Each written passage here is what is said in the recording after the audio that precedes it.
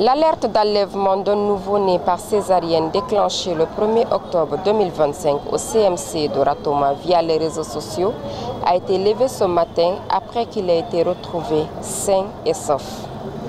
Sur instruction de M. le directeur général de la police nationale, dès les premières alertes données ce jour de disparition, une enquête a été immédiatement ouverte. Une équipe de la direction centrale de la police judiciaire s'est rendue sur les lieux pour effectuer les premières constatations et procéder à l'exploitation des images de vidéosurveillance permettant ainsi d'établir un portrait robot de la suspecte.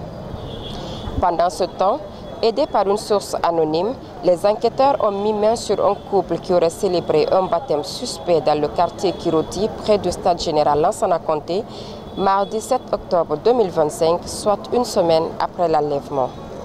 La prétendue mère n'avait jamais été vue enceinte, selon des témoins.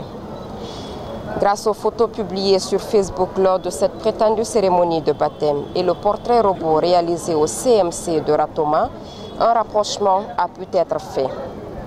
La suspecte a été formellement identifiée et interpellée le 17 octobre 2025.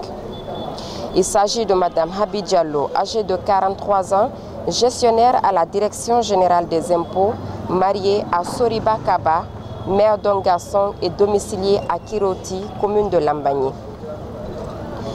Auditionnée, Mme Habi Diallo affirme avoir accouché à l'hôpital au CMC flamboyant de Petit Simbaya le 1er octobre 2025 à 9h30. Après vérification, son nom ne figurait sur aucun registre des accouchements de ce jour. Poursuivant les investigations, les agents enquêteurs ont découvert qu'elle a commis cette forfaiture avec la complicité de 3 sages-femmes, parmi lesquelles Kadiatou Bangoura qui aurait établi la fausse déclaration de naissance permettant l'obtention d'un extrait de naissance à l'état civil de Ratoma. Les sages-femmes complices ont été également interpellées et entendues. Elles ont reconnu leur implication dans cette manœuvre frauduleuse, affirmant que ce bébé n'est pas né à Flamboyant.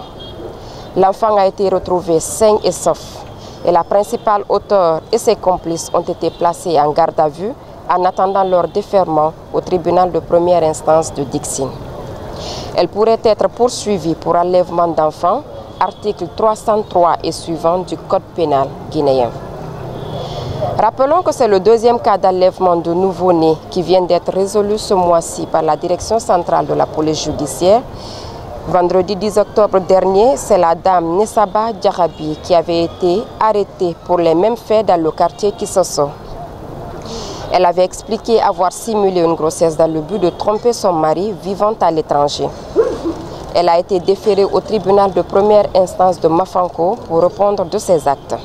La Direction générale de la police nationale félicite l'ensemble des forces engagées dans cette lutte et réaffirme sa détermination à lutter sans relâche contre la criminalité sous toutes ses formes, dans le strict respect de